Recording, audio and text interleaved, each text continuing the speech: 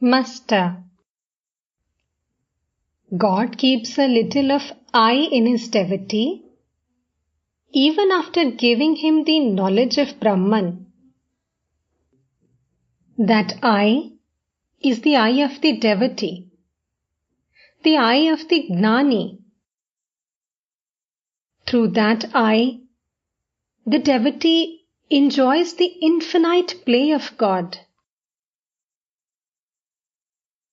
The pestle was almost worn out with rubbing. Footnote: Pestle.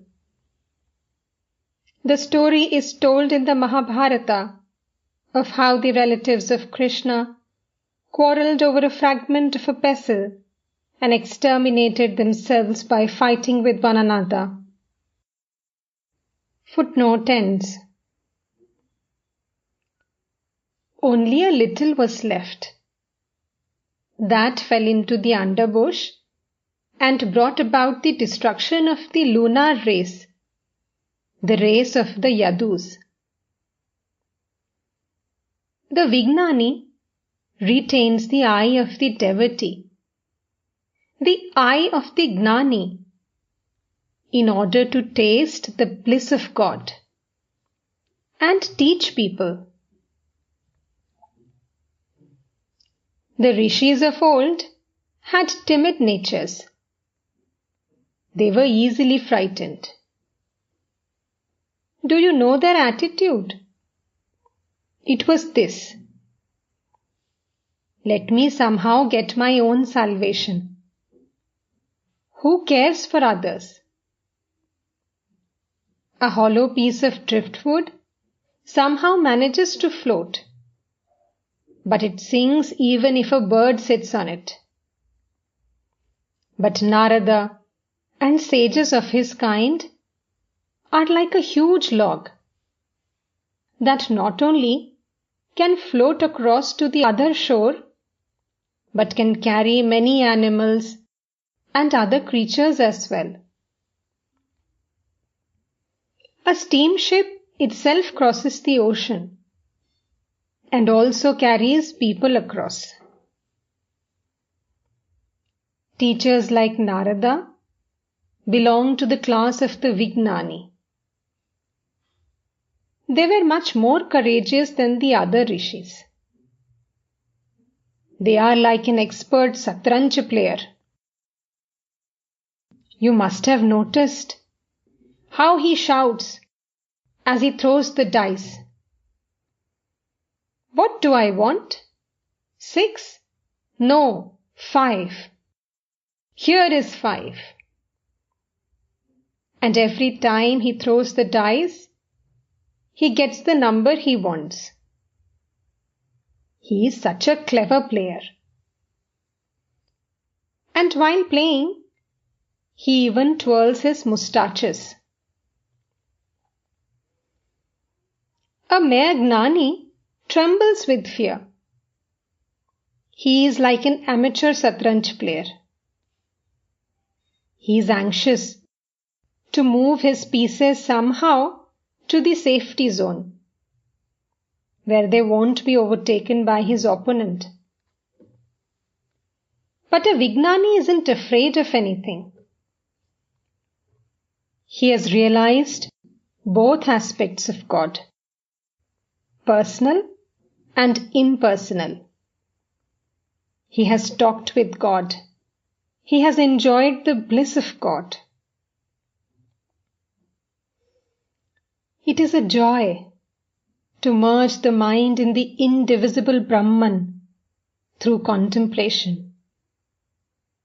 And it is also a joy to keep the mind on the Leela, the relative, without dissolving it in the absolute. A mere Jnani is a monotonous person. He always analyzes, saying, it is not this, not this.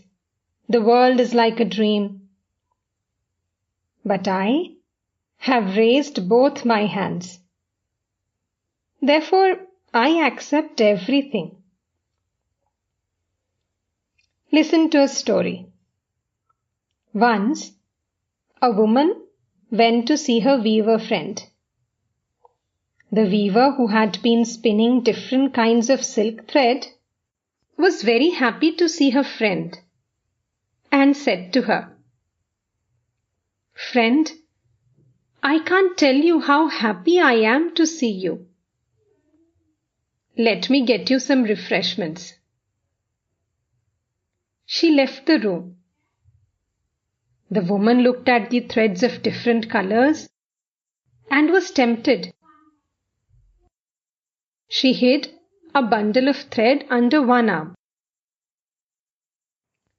The weaver returned presently with the refreshments and began to feed her guest with great enthusiasm. But, looking at the thread, she realized that her friend had taken a bundle. Hitting upon a plan to get it back, she said, "Friend, it is so long since I have seen you. This is a day of great joy for me. I feel very much like asking you to dance with me." The friend said, "Sister, I am feeling very happy too." So the two friends began to dance together. When the weaver saw that her friend danced without raising her hands, she said, "Friend, let us dance with both hands raised. This is a day of great joy." But the guest pressed one arm to her side and danced raising only the other. The weaver said, "How is this, friend? Why should you dance with only one hand raised? Dance with me raising both hands. Look at me. See how I dance with both hands raised?"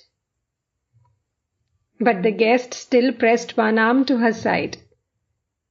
She danced with the other hand raised and said with a smile, "This is all I know of dancing." The master continued, "I don't press my arm to my side.